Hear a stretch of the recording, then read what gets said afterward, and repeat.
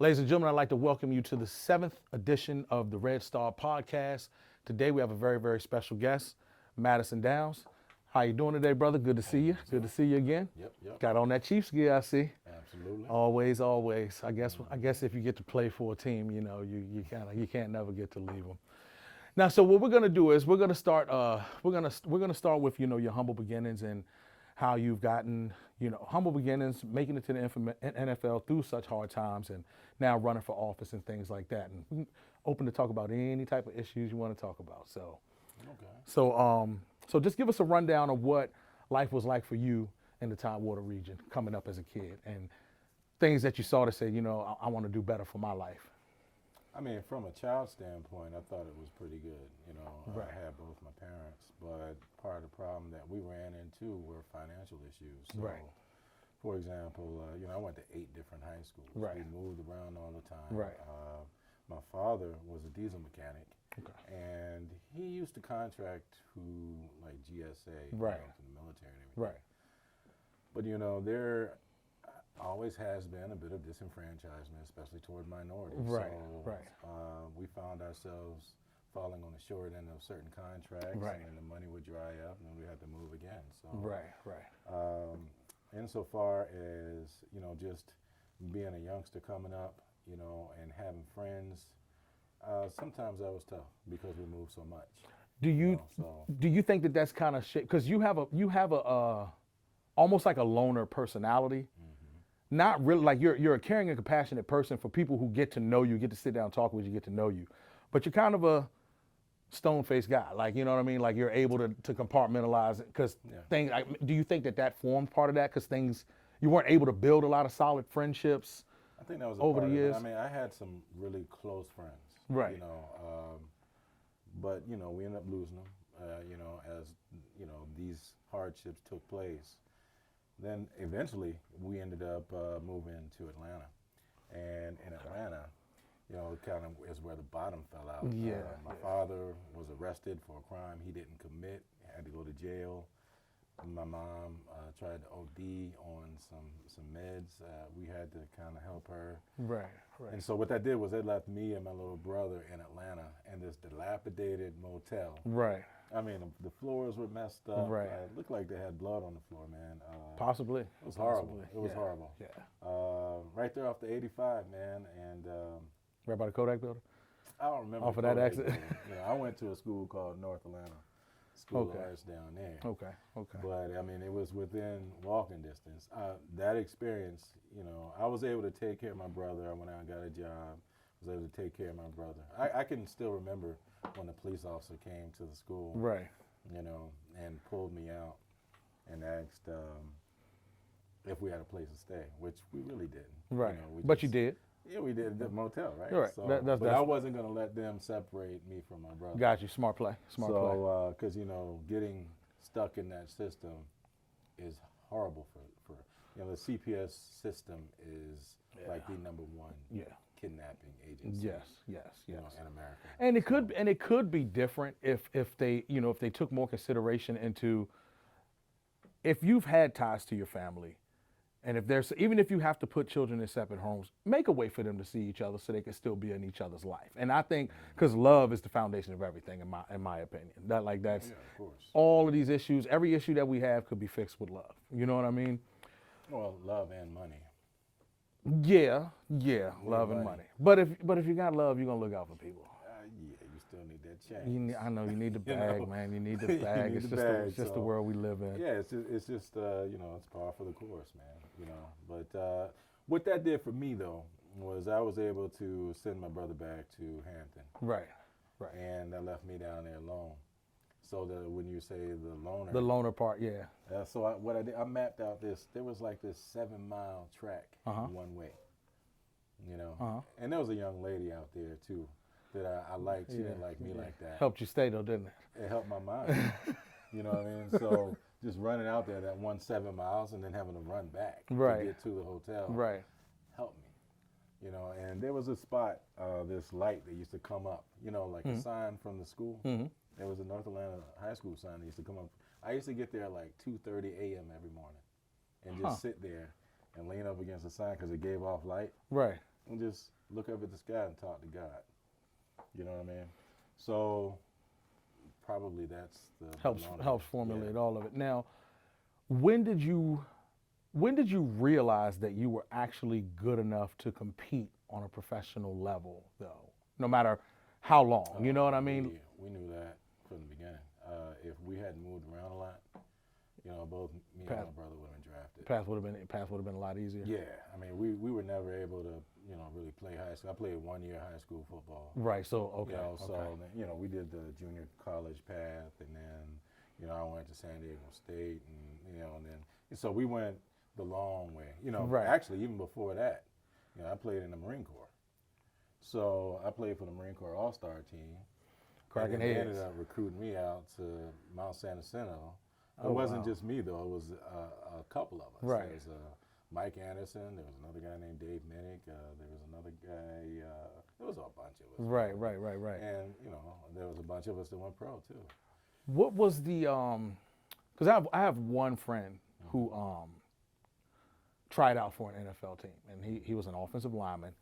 And I asked him, I said, what was the main difference from the college level to the NFL level? And before I say what his opinion was, I want to know what your opinion of it is. Well, I think that the main difference is just really everybody's good at that level. And it's more technique, it's politics, there was a lot that goes into that. I wasn't there long. My stay was short. Sure, right. But you still noticed what was going on, though. Yeah, I mean, it's like, for example, when I was there, they had another running back named Larry Johnson. Yeah. Well, his daddy was the running backs coach for Penn State. Right. And I'm coming from nowhere. Right. And I remember Larry Johnson. He was a beast. He's all right. He was. I mean, look, hey man, come on, man. You can't hold grudges that long. I'll be like an elephant. You can't hold grudges. Never forget. Never forget. We coming for you if you're out there. I'm breaking the fourth wall for let Larry Johnson know if we ever see you in Larry's, shorts now. Yeah, Larry was a beast, man. But he also had a lot of help. You know Right, what I mean? right, And, right, right. When people like me, I had been a year or two removed, even from college. Right. And just stepping so out the there. Chiefs, they came to me. They found me, and I was in Knoxville. So as a matter of fact, UT's football coach was Coach Fulmer. He used to let me use their facilities and to work out. Right. Just so happened to run across my speed coach, Charlie Simpkins. He was a silver medalist in '92. Oh wow.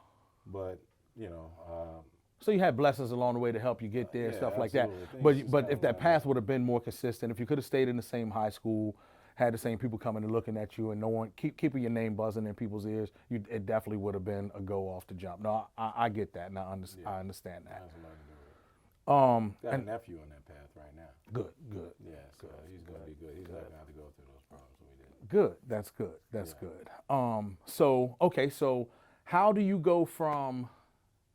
So you leave the Chiefs, and then you go straight to the military, or is there a time period in between? Originally, as soon as I graduated, I joined the Marine Corps, right? Okay. So No, that's right. You just said that. yeah. You said that second. So then went through the college thing, then did the little brief stint, and then with the Chiefs, and then after that went and finished up college because I left early, Right. and then took a direct commission as a chaplain officer with the Army. Now, tell me about, because you were a Hebrew chaplain, correct? Tell me about how that was viewed when you came in. You know what I mean? Because I know, like it's different. It's different. It's Well, first not of all, expected. the first thing they want to do is they want to attribute to being like a Hebrew Israelite, Right. and which I'm not. Which is exactly.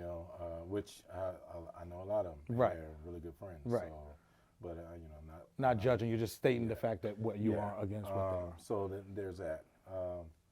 My experience going through chaplain school was very interesting. From pulling up to the schoolhouse parking lot, walking in, being shouted at by like Ashkenazi Jews. Right.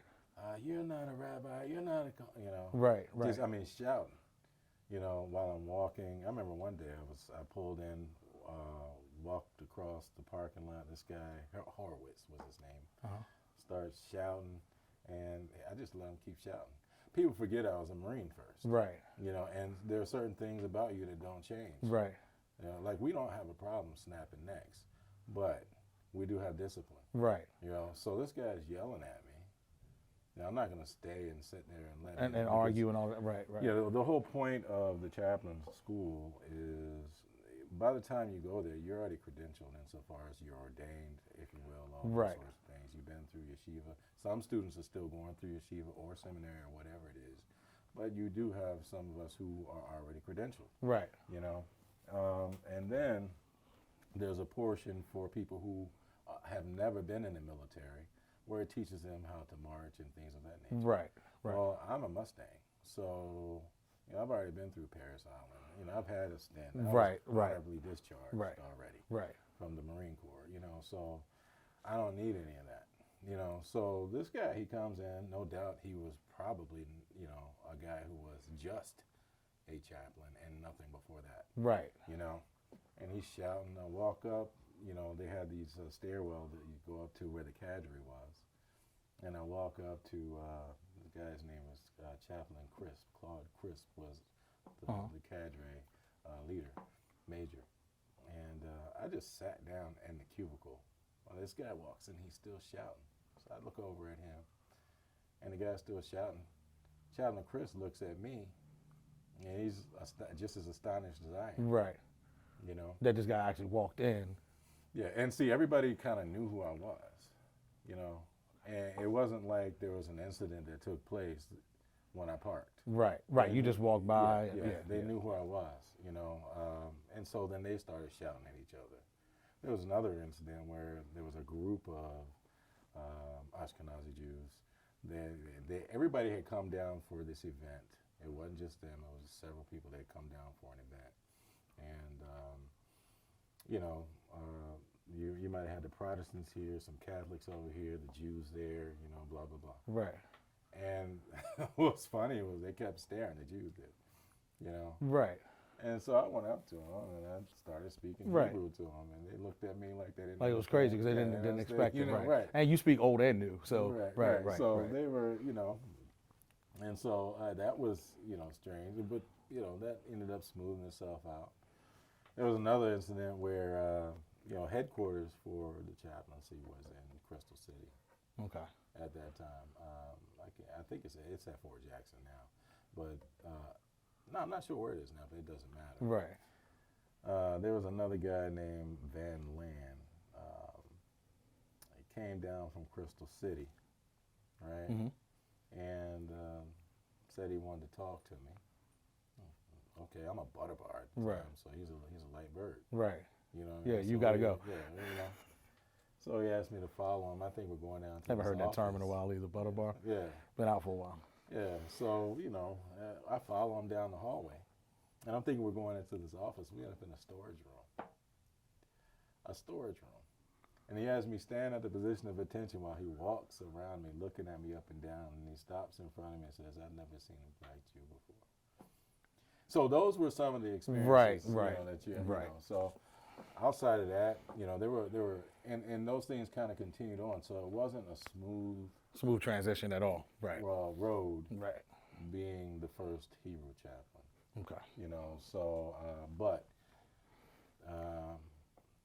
we were able to do a lot of good work, and what I mean by that is I ended up brigade chaplain for the 165th Quartermaster Group, and my responsibility was basically 8 states worth of territory and over 2,000 soldiers, not including their families. Right, right. And we were able to accomplish a lot of good and to help a lot of hurt. And that's awesome. That's awesome. It takes a person with a lot of resolve and patience and discipline to be able to handle such a large sector of people. So I commend you for that. So how did you get into the political form? Like, what made you say, I'm going to shift gears now and focus here? Because like for me, I have a problem with politics because I feel like it's I do too. which I commend you again for joining something that anything that has polarity to it is always going to have issues. You got two sides of the fence. Everyone wants different things, or sometimes they want the same things, but for different reasons and different agendas. How do you navigate through that? And when we get closer to the end, I want you to break down like the basis of what your policy is and why you want to run. But like, how do you deal with that part of it, and how did you get into that? Yeah. So what happened was I worked for a couple of psych firms, right? Uh huh. Um, and just following my degrees and Right. potentials and all that. So what happened was, during the course of my work, I ended up helping so many families out. But I was always kind of like I don't want to use the term black sheep, Right. but I was the guy who, if something was wrong and it was disenfranchising, especially children Right. and families, I had a hard time just allowing it to continue. Right. You Now, had to step in and do Right. something. Right. I mean, it was like that when I worked. I used to work for CPS. Right. They had two sides of the house. One side would go in and basically extract students, Right. or not students, Extract but kids. children. Right. And there was another side who tried to keep families together. And there was And a that's lot just like politics. That's just like politics. Yeah. and Yeah. I was on the side to try to keep families together. Right. You know, over the course of working for psych firms, it was the same thing. But the problem that I found is that, say you get a kid who is disenfranchised in a school, Mm-hmm. okay, and it happens all the time. All the time. A lot of people think that it's majority minority, even Right. though there are a lot. Right. But what I found is it's pretty even killed across the board. As but far it's as the population. minorities that get where it gets exacerbated. Right. Okay. Right. So Which is, I think, that's a part of the psychological warfare too. Well, it's a You know part what of I mean? the school to prison pipeline. Is what I Yes. describe it. Yes. Okay, so these kids are, whatever the case is, they don't get along with the teacher, or the teacher cannot really advocate or associate themselves with the student Right. because of their cultural Right. background or the lack thereof. Right. You know, Right. And that creates a complete disconnect. Right. It Right. creates a disconnect in the child. So children will act. You got some students that will act out by shouting back. Right. Some students will put their head down. Right. And just disassociate themselves. Right. Or recuse themselves Right. from the environment. And either way, they get the results that they want because it changes the confidence level of the child. Because the child, once you start to alienate somebody, they start to feel like they're alone, and they don't have anyone to turn to. And you never know what a child is going through at home. And I feel like it's a heavy responsibility for teachers, Well, yeah. to connect with the children that they have in front of them. It doesn't necessarily have to be something that has taken place at home. It could be the school environment. And that's the importance of making sure, just like we talk about police officers, you want police officers that you would prefer to have a police officer that lives in the community that they Right. police. Right. You would Right. prefer to have a teacher that understands the community that Right. she's teaching in, or he's Right. teaching Right. in. Right. It just makes sense. It just It makes sense. right? I remember when we were kids, we were like 13, 14, and we were behind Warrenton Junior High drinking, and the cop that pulled up knew my mom. Mhm. Who's your Makes a mother? big Who's your difference. mother, boy? Right. It changes everything. Won't do that again. You know what I mean? Because Right, it's, you know what I mean? And you didn't get, it's like, thank you for not getting me in trouble, Right. and this won't happen again. You know what I mean? Because you're able to connect. It's ability to connect. Well, the fact that there's such a disconnect, it causes students to end up in this vicious cycle. And, you have a child that ends up truant because they start skipping, then they end up in court, then they end up with a guardian ad litem, and they get court-appointed shrinks. Right. And so the issue then is no longer let's help the child. The issue then is, what is the diagnosis that we can attach to this child so that we Right. can keep the money going? Right. That has to be re-upped Right. every 90 Yep. days to So 6 months. so Big Pharma gets their hand in it. The child still feels alienated, isn't getting the help that they actually need. Right. Turn to a group of people who are going through the same thing and end up in jail for the most part. End up in jail, So to answer your question, how did I end up in politics? Right. Right. Now, That's- that's a long way around, right? No, but that's a So- good answer. What happened was I ended up helping these families keep their families together. These parents keep because they'll take the kids. It Right. gets bad enough. Exactly. exactly. So I helped, and I ended up going to court with them, and I ended up, advocating for them in court and just pulling them away from the system. Word got out, and then people started asking me to help in other areas. Right, right. And so it just turned into someone came to ask me to run for Congress, and I did. That's solid. That's Yeah. solid. Now, did your time working within the system make you turn to politics to change the system, do you feel like that's like an unrealistic goal, but maybe you can change the way people think about things? Like, it's hard to change a system that has symbiotic relationships on top of each other that's designed to oppress people. But you get what I'm saying? Like, Yeah, that's a good question. That's a real good question.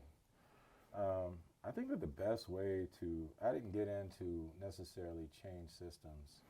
I came to really try to change the hearts of people because that's the only real way that you can really facilitate any change. right, Um, we have systems, they're in place, and there are always going to be some good and some bad that's going to be associated right, to the system. right, right, Right now, for example, since we were talking about students, you have the left and the right basically fighting over school boards right, and what materials should be viewed by students.